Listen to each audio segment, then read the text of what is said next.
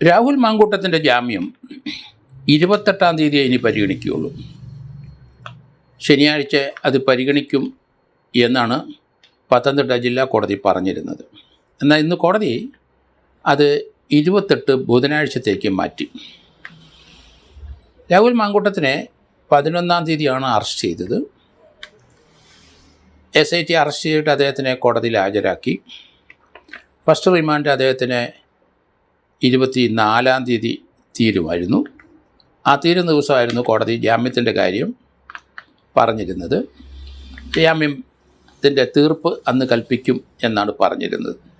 എന്നാൽ ഇന്ന് കോടതി അത് വീണ്ടും റിമാൻഡ് എക്സ്റ്റെൻഡ് ചെയ്തു. 28-ന് പരിഗണിക്കും എന്ന് പറഞ്ഞാൽ അടുത്ത ബുധനാഴ്ച മാത്രമേ അത് പരിഗണിക്കുകയുള്ളൂ. ഒരു 4-5 ദിവസം കൂടെ റിമാൻഡ് കിടക്കേണ്ടി വരും. ഈ കേസിനെ സംബന്ധിച്ചിടത്തോളം അത് സമ്മതത്തോടു കൂടിയുള്ള ഒരു ലൈംഗിക വേഴ്ചയാണ്. അതുകൊണ്ട് അത് റേപ്പിൻ്റെ പരിധി വരുകയല്ല എന്നാണ് രാഹുൽ മാങ്കൂട്ടത്തിൻ്റെ അഡ്വക്കേറ്റ് ശാസ്ത്രമംഗലം അജിത്തിൻ്റെ വാദഗതി. കാരണം അവർ വിദേശത്താണ്. അവരെ വിദേശത്തു നിന്ന് ഇയാളുമായിട്ട് പരിചയപ്പെട്ടു. ഓൺലൈനിലുള്ള പരിചയമാണ്. തമ്മിൽ കാണുന്നതിന് സൗകര്യത്തിന് വേണ്ടിയിട്ട് അവർ അടൂർ വന്നു. അടൂർ വന്നിട്ട് അവർ തിരുവല്ലായി വന്നു. തിരുവല്ലായിൽ അവരൊരു ലോഡ്ജിൽ മുറിയെടുത്തു, ഒരു ഹോട്ടലിൽ മുറിയെടുത്ത് ഇദ്ദേഹം അവിടെ വന്ന് റേപ്പ് ചെയ്തു എന്നാണ് ആരോപണം. പക്ഷേ ആ സ്ത്രീ വിവാഹിതയാണ്, വിദേശത്താണ്. ഇവിടെ SHOയുടെ മുമ്പിൽ ഒരു മൊഴി കൊടുത്ത് ഒപ്പിട്ട് കൊടുത്തിട്ടില്ല. ഓൺലൈന് ഇലക്ട്രോണിക് മീഡിയ യൂസ് ചെയ്ത് ഓൺലൈനിലാണ് അവർ പരാതി പറഞ്ഞിരിക്കുന്നത്. സാങ്കേതികമായ പല പിഴവുകളും അതിനകത്തുണ്ട് എന്ന് നമ്മൾ നേരത്തെയൊക്കെ ചർച്ച ചെയ്ത് മനസ്സിലാക്കിയിട്ടുണ്ട്. കാരണം ഒരു ഓൺലൈന് പരാതി കൊടുത്താലും ആ ദിവസം 3 ദിവസത്തിനകം വന്ന് SHOയുടെ മുമ്പിൽ പരാതി ഒപ്പിട്ട് കൊടുക്കണം. അതൊന്നും ഉണ്ടായില്ല. അതേസമയത്ത് അവർ പിന്നീട് രാഹുൽ മാങ്കൂട്ടത്തിനെ കാണാൻ ശ്രമിച്ചു ഈ അടുത്ത ദിവസം എന്ന് രാഹുൽ മാങ്കൂട്ടത്തിൻ്റെ സുഹൃത്ത് ഫെന്നി എന്ന് പറഞ്ഞ ആൾ ആയിട്ട് ഇവർ സംസാരിച്ചിരുന്നു. അപ്പോൾ തമ്മിൽ വീണ്ടും ഒന്നുകൂടെ കാണണമെന്ന് പറഞ്ഞിരിക്കുന്നത്. ആ കേസ് വീക്കായി. അപ്പോൾ അത് സത്യമാണെന്നുണ്ടെങ്കിൽ അത് ഒരു റേപ്പിൻ്റെ പരിധി വരില്ല. റേപ്പ് ചെയ്ത് എന്ന് ആരോപിച്ച ആ സ്ത്രീ വീണ്ടും അയാളെ കാണാൻ ശ്രമിക്കുന്നു. രഹസ്യമായിട്ട് 3-4 മണിക്കൂർ കാണണം എന്നൊക്കെ പറയുന്നത് തീർച്ചയായിട്ടും അത് ആ റേപ്പിൻ്റെ പരിധി വരില്ല എന്ന് തന്നെ കൃത്യമാണ്. ഫെന്നിയുടെ ആ വെളിപ്പെടുത്തൽ അത് യഥാർത്ഥത്തിൽ ആ ലേഡി വിളിച്ചതാണെങ്കിൽ കേസ് വീക്കായി എന്നുള്ള കാര്യത്തിൽ അവരവരുടെ സ്റ്റാൻഡിൽ നിന്ന് പിന്നോട്ട് പോകുന്നു എന്നാണ് നമുക്ക് തോന്നുന്നത്. എന്നാൽ സുപ്രധാനമായ ഒരു വിധി ശാസ്ത്രമംഗലം അജിത്തിൻ്റെ വാദഗതികളെ അനുബന്ധിച്ച് അതേ രീതിയിൽ തന്നെയുള്ള ഒരു വിധി വന്നിരിക്കുന്നു ഡൽഹി സുപ്രീം കോടതിയിൽ. കഴിഞ്ഞ ദിവസം അവിടെ ഇതുപോലെ റേപ്പ് ചെയ്തു എന്ന് പറഞ്ഞ് ആരോപിച്ച ഒരു കേസിൻ്റെ FIR ഡൽഹി ഹൈക്കോടതി ക്വാഷ് ചെയ്ത് കളഞ്ഞു, റദ്ദ് ചെയ്തു എന്നുള്ളതാണ്.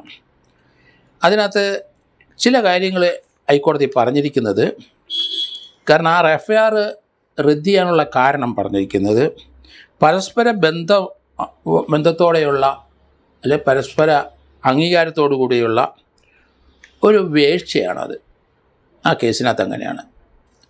അത് റേപ്പിൻ്റെ പരിധി വരില്ല, ലൈംഗിക അതിക്രമം ആയിട്ട് പരിഗണിക്കാൻ കഴിയില്ല. രണ്ടുപേരും സുഹൃത്തുക്കളാണ്, അടുപ്പമാണ്, പരസ്പര സഹകരണത്തോടെയാണ് അവർ എല്ലാ കാര്യവും ചെയ്യുന്നത്, പെരുമാറുന്നത്. അതിനുശേഷം ആ ബന്ധം വഷളായപ്പം വീണ്ടും ഇതുപോലെ ലൈംഗിക ആരോപണം പറയുന്നത് ശരിയല്ല. പരസ്പര ബന്ധത്തോടെയുള്ള ബന്ധം തകരുമ്പോൾ അതൊരു പീഡനമായിട്ട് കൊണ്ടുവരുന്നത് ശരിയല്ല എന്ന് പറഞ്ഞിട്ടാണ് FIR ക്വാഷ് ചെയ്ത് കളഞ്ഞത്, FIR റദ്ദ് ചെയ്തു. അതുതന്നെയാണ് ഇവിടെ നടക്കുന്നത്, ഇവിടെ നടന്നത്. അതുകൊണ്ട് രാഹുൽ മാങ്കൂട്ടത്തിന് തീർച്ചയായിട്ടും ആ FIRൻ്റെ ബലത്തിൽ റിമാൻഡ് ചെയ്യാൻ കഴിയില്ല. അവരുടെ മൊഴിയുടെ FISൻ്റെ ബലത്തിൽ റിമാൻഡ് ചെയ്യുന്നത് ശരിയല്ല നിയമപരമായി എന്നാണ് എൻ്റെ പക്ഷം.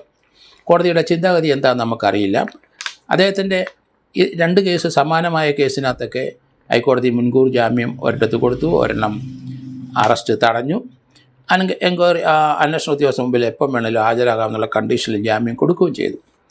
ഇവിടെ വ്യത്യസ്തമായ ഒരു സംഭവമാണ്. ജുഡീഷ്യൽ ഫസ്റ്റ് ക്ലാസ് മജിസ്ട്രേറ്റ് കോടതി ജാമ്യം ലഭിക്കും, അവിടെ കൊടുക്കും എന്നാണ് പ്രതീക്ഷിച്ചിരുന്നത്. അവിടെ ജാമ്യം കൊടുക്കാതെ വന്നപ്പം വീണ്ടും അത് ജില്ലാ കോടതിയിലേക്ക് പോയി. അങ്ങനെയാണ് ജില്ലാ കോടതിയിൽ ആ കേസ് പരിഗണിക്കാനായിട്ട് ഇന്ന് ജാമ്യത്തിൻ്റെ കാര്യം പരിഗണിക്കാൻ ശനിയാഴ്ച തീരുമാനിച്ചിരുന്നെങ്കിലും അത് വീണ്ടും ചില സാങ്കേതിക പ്രശ്നങ്ങൾ പ്രോസിക്യൂഷൻ ഉയർത്തിയിട്ടുണ്ടാവാം. അതുകൊണ്ടായിരിക്കാം അത് നീട്ടിവെച്ചത്.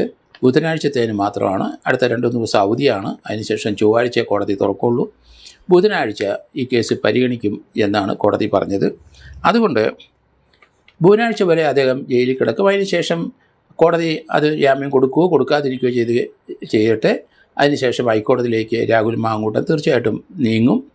ഇതിൻ്റെ FIR ക്വാഷ് ചെയ്യാനുള്ള ഒരു നടപടിയിലേക്ക് പോകണം എന്നാണ് ഞാൻ കരുതുന്നത്. കാരണം ഇന്ത്യയിലെ പല സ്ഥലത്തും ഇതുപോലുള്ള കേസുകൾ വരുന്നുണ്ട്. അതിനകത്ത് റേപ്പിൻ്റെ പരിധി വരുന്ന ഒഫൻസ് എങ്ങും നടക്കുന്നില്ല.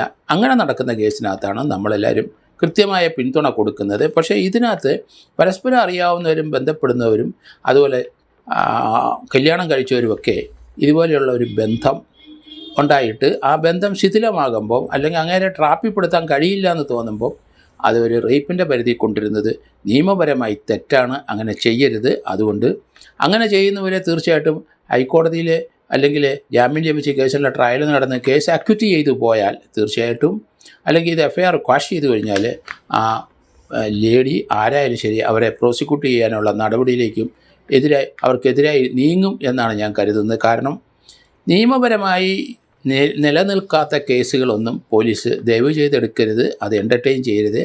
അതുതന്നെയല്ല, അങ്ങനെ വരുന്ന സ്ത്രീകളുടെ ഈ കേസിൻ്റെ FI സ്റ്റേറ്റ്മെൻറ്റ് അവർ തയ്യാറാക്കിക്കോളൂ, FIR തയ്യാറാക്കിക്കോളൂ. പക്ഷേ അന്വേഷണത്തിൽ കഴമ്പില്ല എന്ന് തോന്നിക്കഴിഞ്ഞാൽ അതിനുശേഷം അവരുടെ പരാതി നമ്മൾ സ്വീകരിച്ചിരിക്കുന്നു, ആ പരാതി കേട്ടിരിക്കുന്നു, അതനുസരിച്ച് FIR തയ്യാറാക്കിയിരിക്കുന്നു.